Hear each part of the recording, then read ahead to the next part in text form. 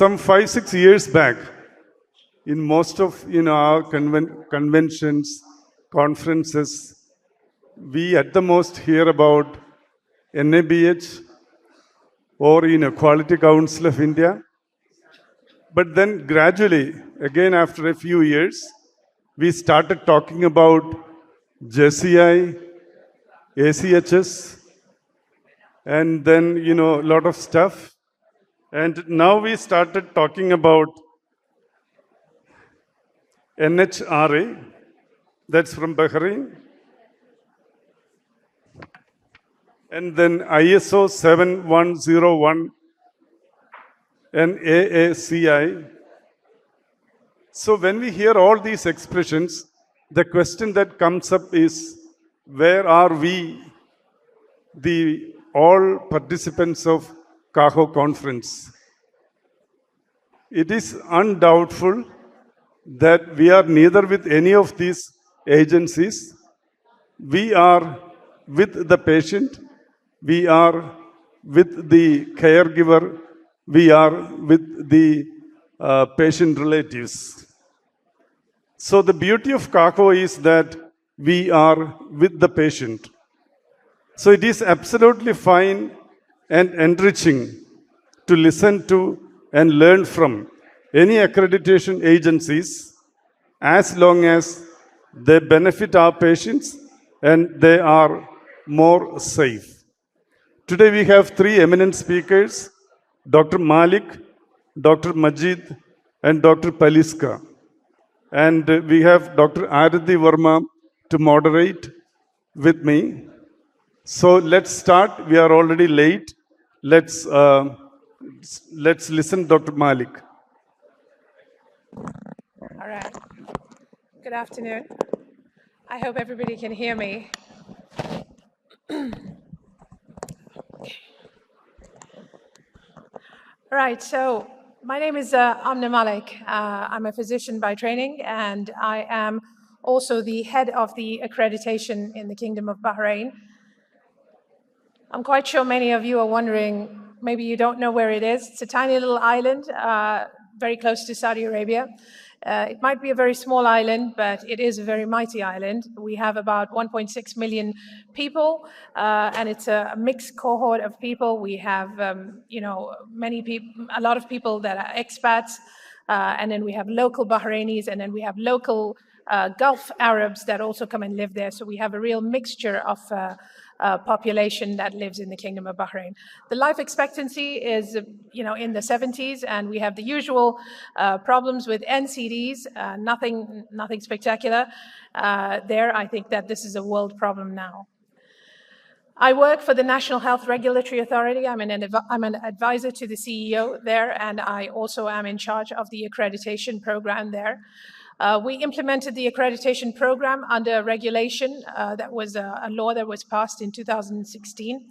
Our vision at our authority is to provide safe and high quality for health services, and most of our mission surrounds the regulation of healthcare licensing, not only for professionals and facilities, but also for medication and medical devices.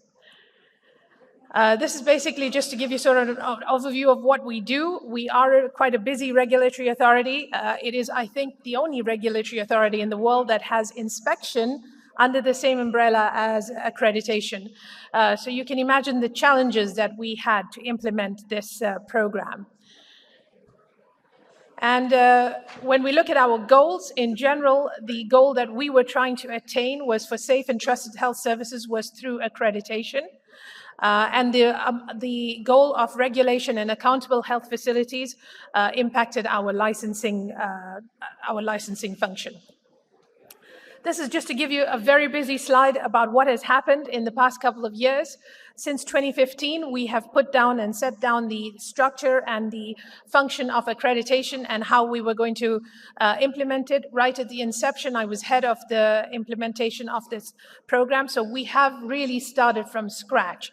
We had absolutely no accreditation in place. We did have inspection, but it was a very technical inspection, which had a lot of sort of technicalities of healthcare and how to run a healthcare facility facility in Bahrain.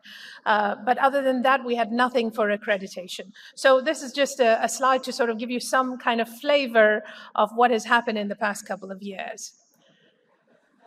And just to give you sort of an update of where we are at the moment, we have attained 87% of all of our hospitals have been accredited in Bahrain.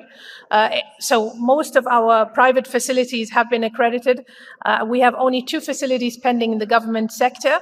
But we are at almost 100% of accredited facilities for the hospitals. And for the primary healthcare facilities, which is where most of the population receives their care from, they are also almost at 100%. What we are working towards now is the private medical centers, which we have quite a lot of. In terms of what we do, we provide accreditation. We have a robust set of standards that have been accredited by ISQA. We have a set of standards for hospitals, and we have a set of standards for medical centers. I have probably 55 surveyors that we self-train and sustain. Our training program is also accredited by ISQA. So we have a pretty robust community of accreditation. And we do have a lot of checkpoints in between accreditation, so we don't just leave the facilities alone. In terms of the awards that we give the facilities, we give them, it is a tiered award system where it is from diamond, platinum, gold, right down to silver. We only allow you up to about 75% compliance with our standards, beyond which we will reassess you.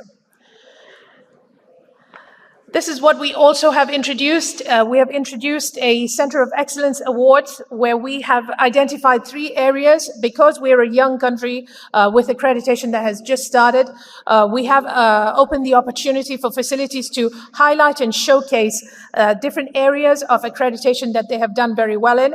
So the 3 areas that we do look at as centers of excellence are infection control, quality, and governance. What has accreditation done for us? So as you can imagine, we have, accreditation is sort of a good sort of foundation for us to start with at the moment, because we are implementing a socialized health insurance in the next couple of months. In addition to that, we have never had accountability in terms of any kind of standards or anything like that. So this is the first time that we have had this accreditation program that has come into place. And this has allowed us to capture a lot of information. And what we do with the information is where we see the value. So just to give you a flavor of what has happened, when we look at non-compliance, every non-compliance, so by that I mean anything that is partially met or not met or even met, because we have a fully met criteria as well.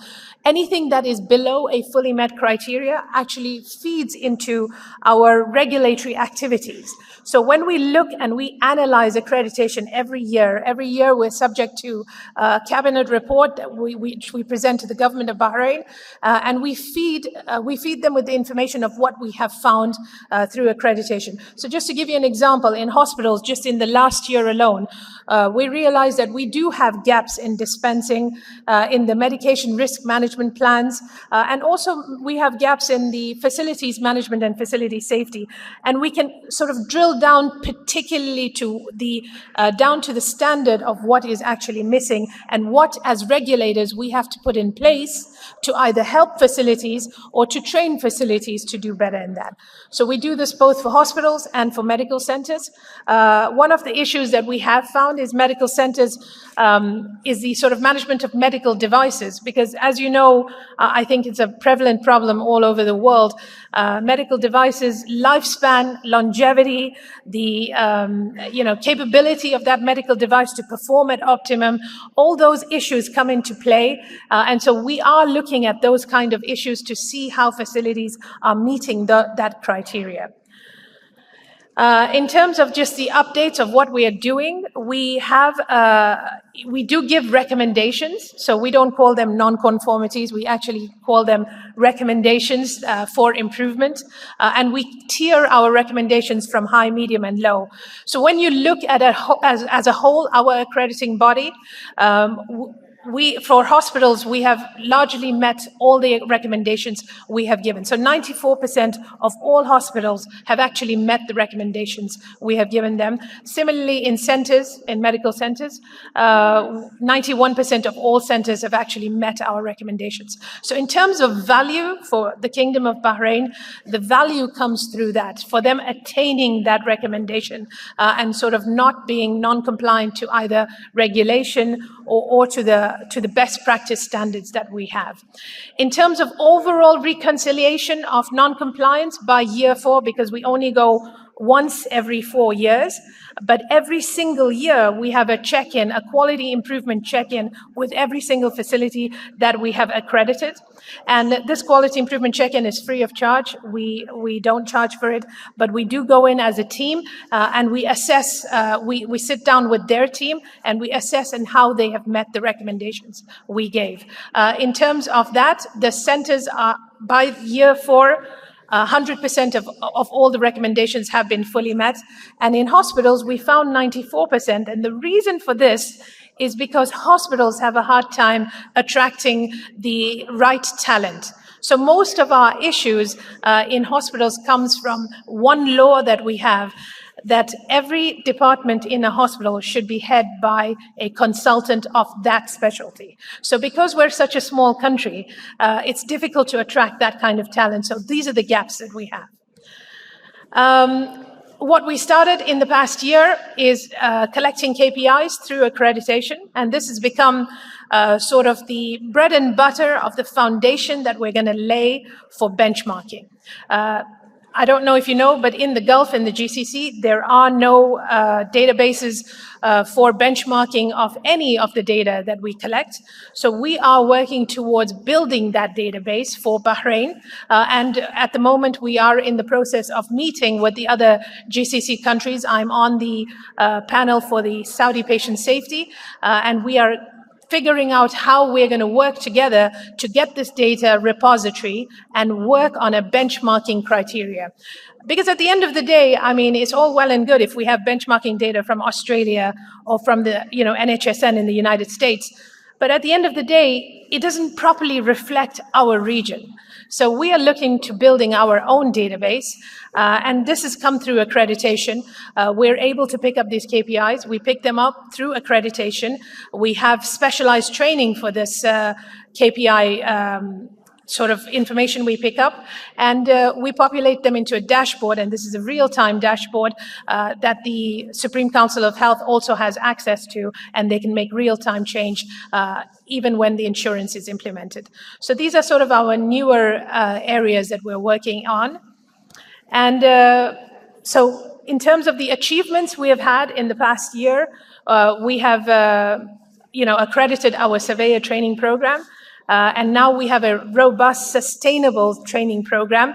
We train our own surveyors. We provide free training for all facilities. We do not encourage a consultant coming on board. We give them bespoke training. I have a small team. However, I have a big team of surveyors, and the surveyors are involved in the training as well. So we provide once a week, every single week, online training for the facilities. Anyone is free to attend. And then in addition to that, we have kind of bespoke training. As a consultant, I will go out to a facility and I will help them with any questions or anything they might have. We also give a lot of information through the KPI dashboard, and that KPI dashboard feeds into a lot of the regulation that we pass as a regulatory body. So that's it. Thank you so much for listening. Thank you, Dr. Amena. Thank you. Your model is certainly brilliant. And I really enjoyed hearing about the partnership between the regulator and the accreditation. Also, your Centers of Excellence program is extremely interesting for other accrediting agencies to also emulate. So thank you. That was a brilliant presentation. We now welcome Mr. Majid Zahoor, who's the Global Director, Healthcare Sector of BSI, to share his thoughts on the accreditation systems. Hi, everybody. My name is Majid Zahoor. I'm the Global Director at British Standards Institute. So talking about certification and accreditation is an interesting topic. It's particularly an interesting topic to follow after the Neil and Neil show, because I'm sure most of you really enjoyed that. as I did. So look, I just want to talk about the standard that we are sort of actively working on, ISO 7101. But before I do that, I really want to thank the team at CAHO, as well as AV Hospital and Mehta Hospital Group, because they participated in a pilot program to kind of showcase the standard and the value of and the benefits of the standard. So I'll just take you briefly through this. But first, a little bit of housekeeping, because most people might not know much about the British Standards Institute. So we were founded in 1901. So we've been around a long time. We're old, but we're young at heart. We have 84,000 clients around the world. In 2022, we had our biggest delegation of training. So we provide training services around standards and understanding quality frameworks and how you can implement them. So we do a lot of work in that space, and that's been quite prominent for our organization. We have over 5,500 colleagues around the world that champion the cause of quality and other initiatives. We have a presence in 193 countries with 76 offices in 76 countries. And most importantly, for this audience today, we have over 10,000 healthcare clients. So you kind of understand healthcare, the challenges and complexities you're all facing in terms of delivery, resources, funding, complexity of insurers, complexity of private versus public, complexity around delivering consistent service, and how we might be able to support. And we work, much like the team at CAHO, with over 12,000 experts from around the world on quality and patient safety initiatives. So our engagement, because we're a global organization, we work with various parties, and we try and incorporate that journey of building a standard or working through what is essentially a framework that will be beneficial for the healthcare sector by engaging with suppliers, by engaging with providers. So there's, you guys in the room, a lot of you provide direct healthcare services. Some of you are obviously in the regulator bucket, so you might be working with regulators around defining regulation. We also work with funders. Quite often, funders can be insurance companies or families, or broader than that, the other streams or revenues through which people fund their healthcare services.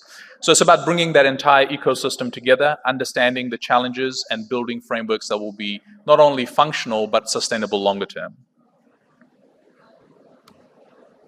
So ISO 7101 was created and published in October 2023. The standard was a culmination of an effort by over 24 countries represented, more than 40 global experts in healthcare. So these are clinicians that were involved in developing the framework, and key stakeholders like UN and WHO were involved in that process, and over 40 national standards bodies worked across developing the standard.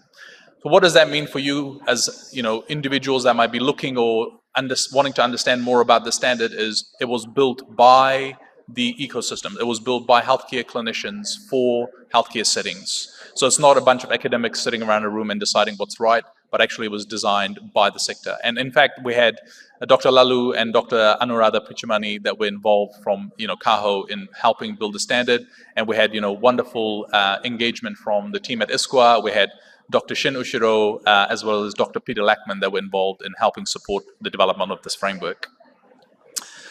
The most important part, because it was a global framework and ISO represents, countries around the world, it was important that we built a framework that was flexible enough to work with most healthcare systems, but also had the opportunity to work in small organizations as well as be able to scale up to large, complex, corporate-style setup healthcare providers.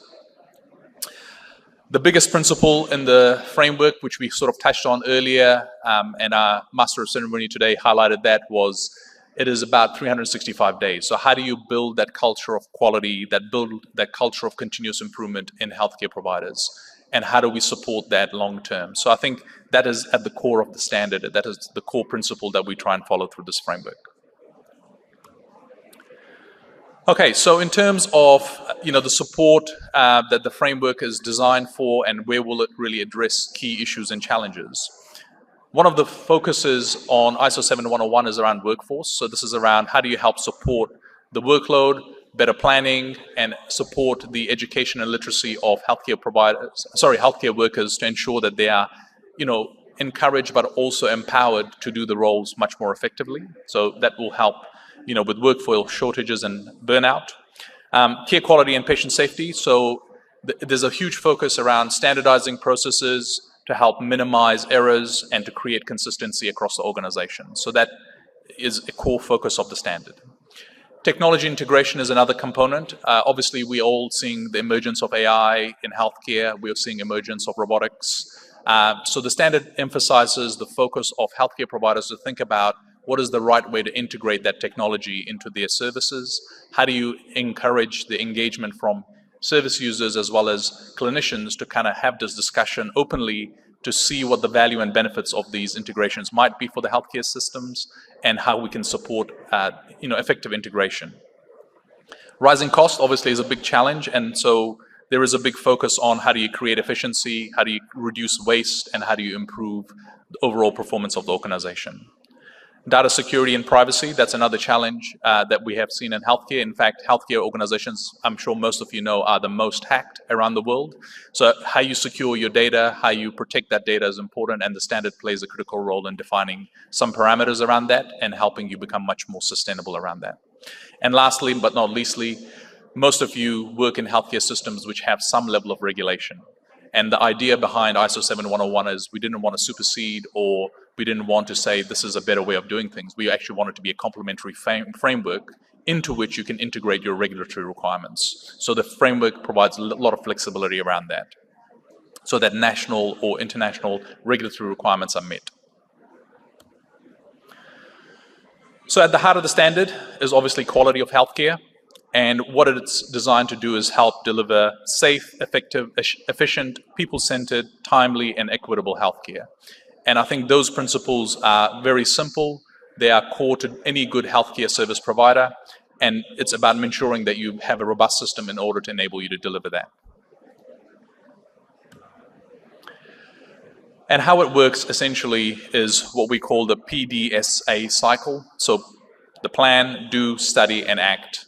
So the cycle essentially is a continuous improvement framework, and it's outside of that framework essentially is designed people-centered care, timely, safe, equitable, efficient, and effective care. So I think the idea behind is these elements, if you continue to do them in your organization in a systematic way, will enable you to deliver better outcomes, but also help improve and enhance the performance of the organization. So this is a continuing cycle. Once you do this once, the idea is you repeat this. At the core, you will see is leadership, and we enhanced this for a reason, because leadership is at the essence of every successful implementation. We understand that organizational leaders or organizational executives need to make decisions around quality. They need to showcase that they are bought into the principles and values. Otherwise, successful implementation is quite often challenging. It does happen at the grassroots level, but without leadership buy-in, it's very hard to implement these frameworks across the organization.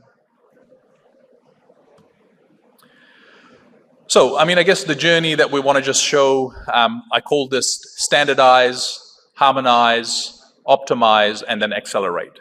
So standardizing is around helping you as an organization come up with a framework that works for your organization. That's what ISO 7101 is designed to do. It is not a framework that dictates how you should do things.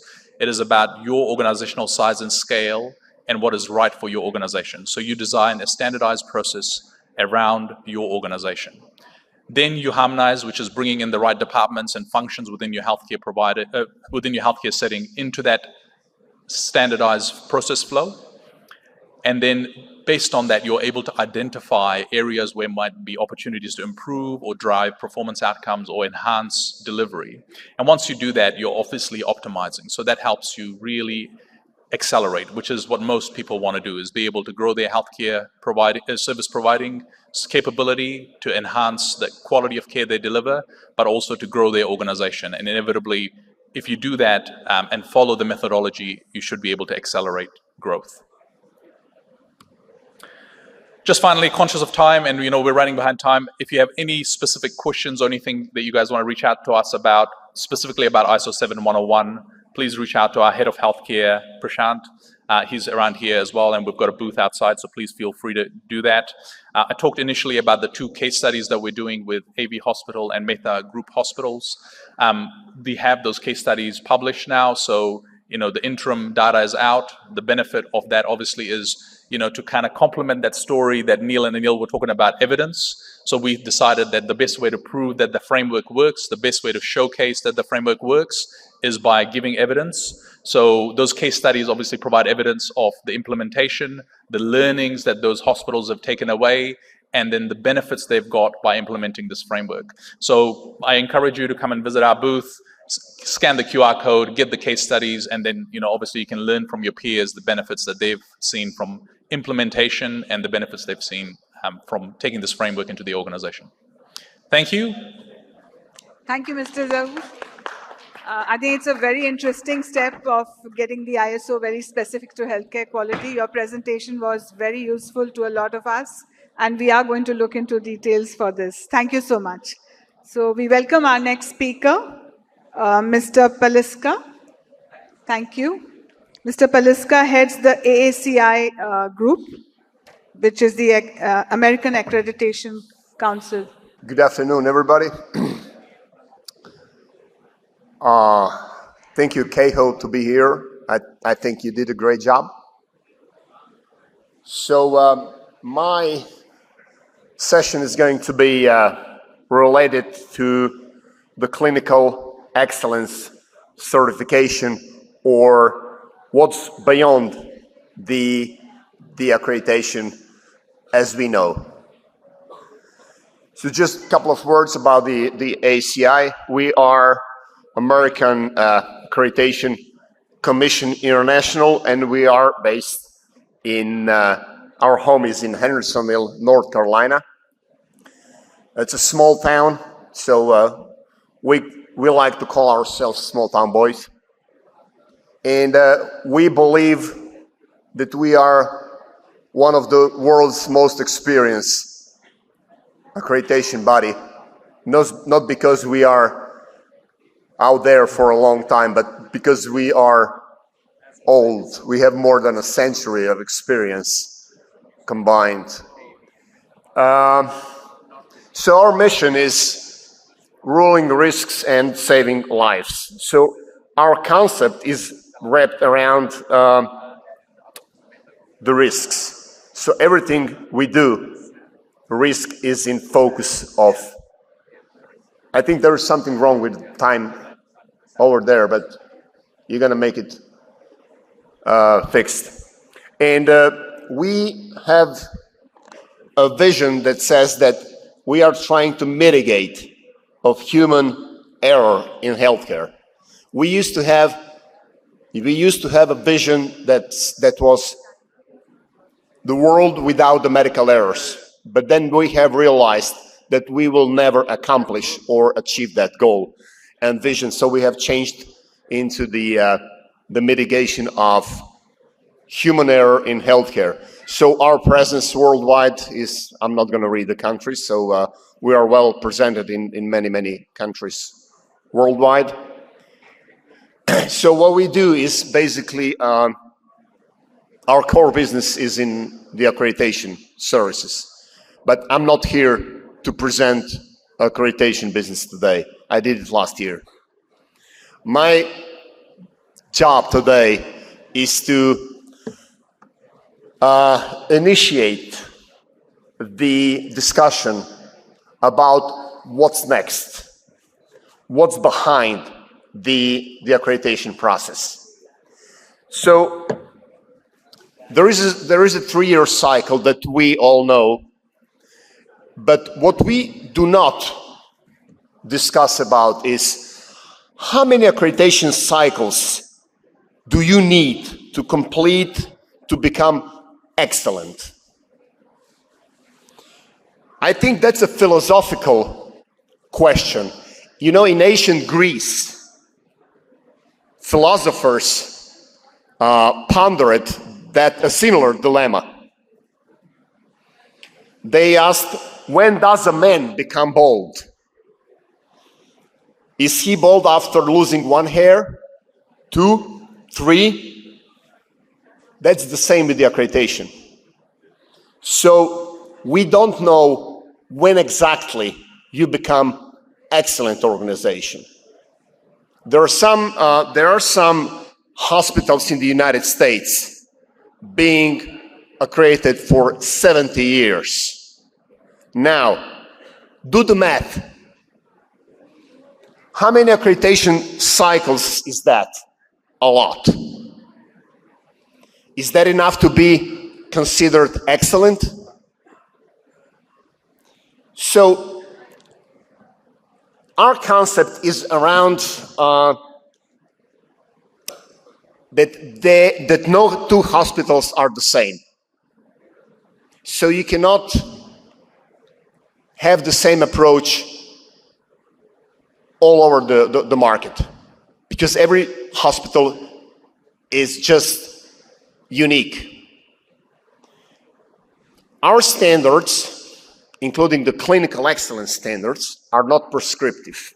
So we are not telling you what to do.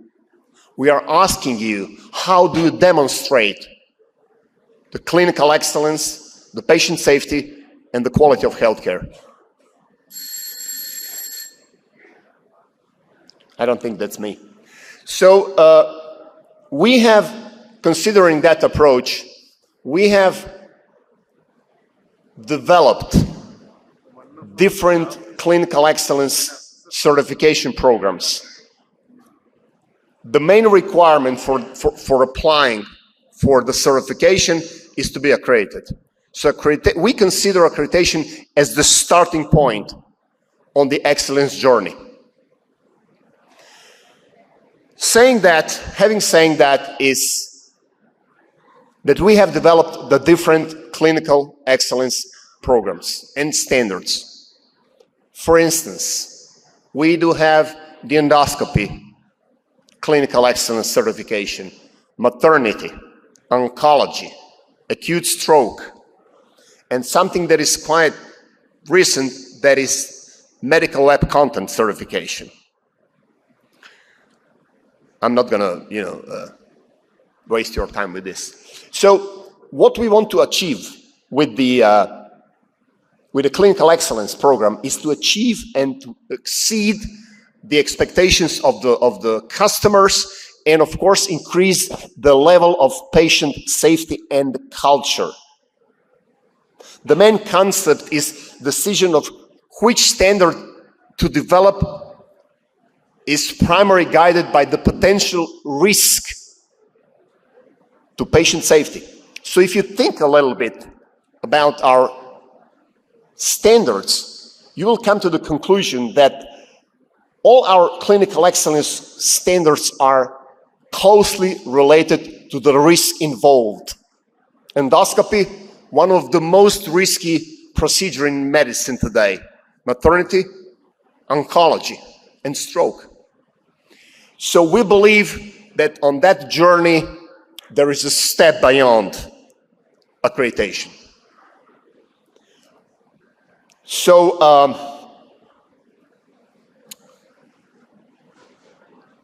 the clinical excellence certification, I'm going to give you one example of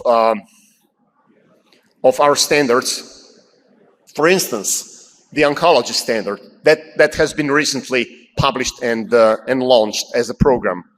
We have the oncology standard that is covering, obviously, oncology services. So, for instance, the standard is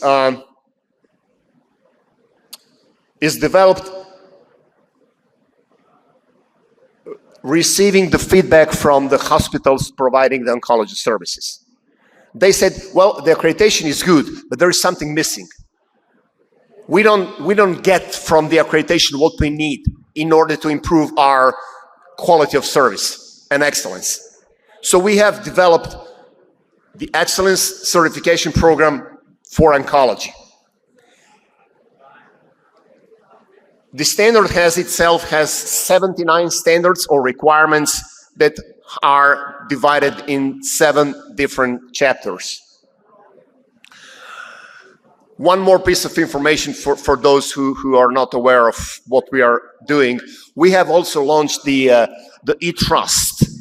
This is a digital safety in healthcare, and the purpose is to certify the websites that provide medical content to ensure ethical, accurate, medically relevant and patient-safe digital information.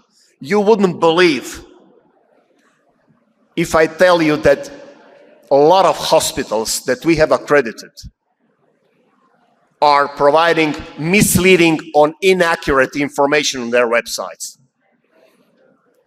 This gave us an idea to introduce the program that is focused on accuracy of the medical content provided on the web. And you wouldn't believe I tell you that 99% of the website providing medical content are very questionable regarding the information they are providing. So providing the accurate medical information is about patient safety. So what we want to achieve with this clinical excellence certification, we want to go beyond the accreditation process. We want to unify approach worldwide, and in order to have the global benchmarking in the different specialties, I think this is the right way to combine and collect data from different countries, regions, and hospitals. And then, based on that information collected, decide what's the next step and where we want to be with the clinical excellence program, which is the next certification we want to develop in order to achieve and increase safety culture and patient safety. And the future development of our standards and or programs will depend on you, on your feedback and your needs. And we are here to accommodate your needs, and we are here to support you and help you. Thank you very much, and have a nice evening. Thank you. Thank you, Mr. Paliska. I have had the good opportunity of reviewing your standards because 3 of our hospitals in the MAX group have gone in for AACI accreditation. And I must compliment you. There are many, many good practices in your standards and lots of learnings there. And wish you success in your journey in this part of the world. So, thank you so much. We would open the house in the interest of time. We can take a few questions for our esteemed speakers. Do take advantage of their presence here. If anybody has any questions to ask, please go ahead. So I have a question for you. All right. Mic may please be given to the audience. I missed your name, so the last speaker, ma'am. Yeah, question to you. You mentioned that my name is Dr. Suviraj. I work as a surgeon in Delhi. Okay. My name is Dr. Suviraj. I'm a surgeon as well as an accreditation, with NABH. I'm an assessor. I listened with interest to your presentation about culture-specific practice at the AACI. I assume it's a differentiator from the other accreditation systems. Well, so I didn't mention any other accreditation. You didn't mention, but you alluded to it. It's sort of indirectly. I gathered that maybe. So maybe could you elaborate on that bit because that's interesting because that's more real time. That a hospital accept its, I would say, its limitations, and work within that to improve it. Would you like to see how your system supports that? I listened to you last year in Kolkata too. You told the same thing. So I'm wondering how that in real time could help.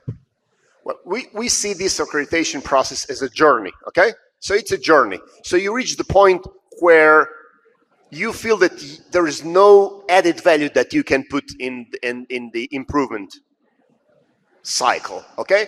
So you feel that there is something missing there and you want to move forward and offer something that is new, that is different, but not go outside of the accreditation framework.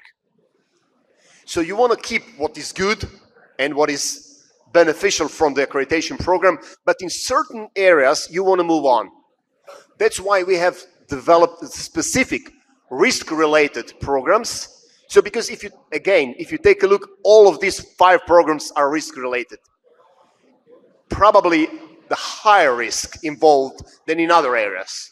So we feel, and this is what we got as a feedback from our clients, they say to us, we want to move on, we know we are good, but we think that we can do better in certain areas. And then we ask them, what do you think and which direction you want to go? They said, well, we think we got a good oncology, but we don't have the specific criteria in order to fulfill them and to know that we are doing well or good or excellent. This is how we see this certification program, like a step move forward. Thank you. Thank you. Thank you for that. So, Dr. Malik, is your accreditation, the standards are aligned with the ISQA standards?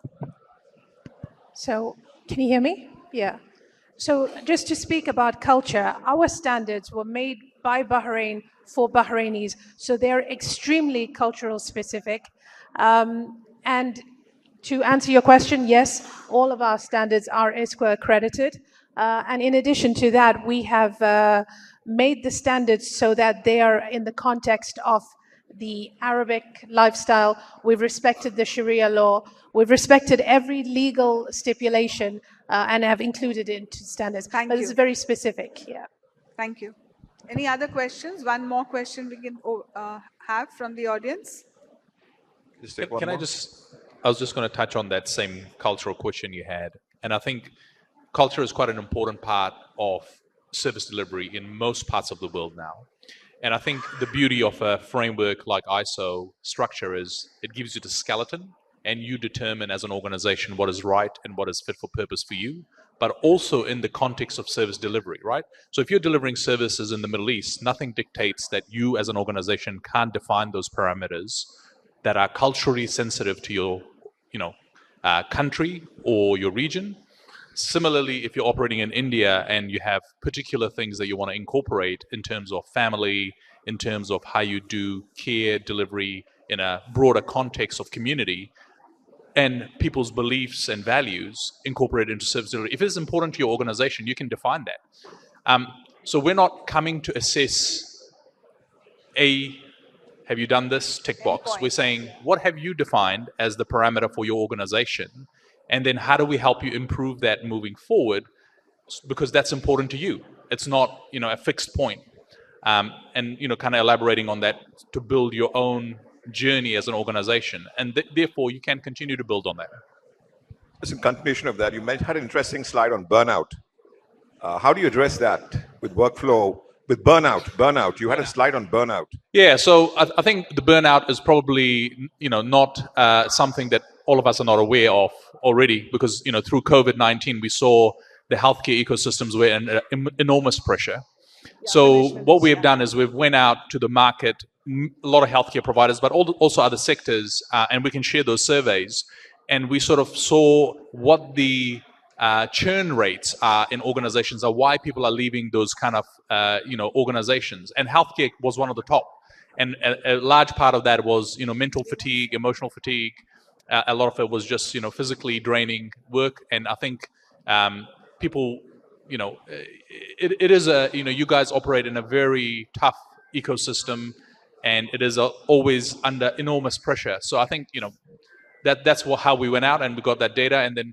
So we looked at what we can do to encourage healthcare organizations to be more engaging with their employees, to have more, open discussions around, is there flexibility an issue, is, mental health sessions an issue. I think one of the teams that we're working with at AV Hospital, they found that, offering yoga sessions was one thing that their team wanted to really do. So they kind of incorporated those practices to kind of help engage employees more, engage the workforce more, to kind of keep them more happier, more outside of work environment, involved in activities that could keep them, mentally and physically happy.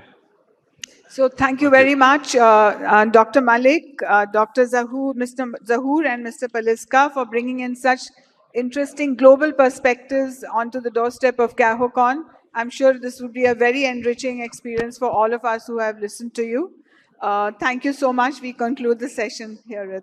Thank you, Father. Thank you. Thank you so much, the chairpersons and speakers, for this program.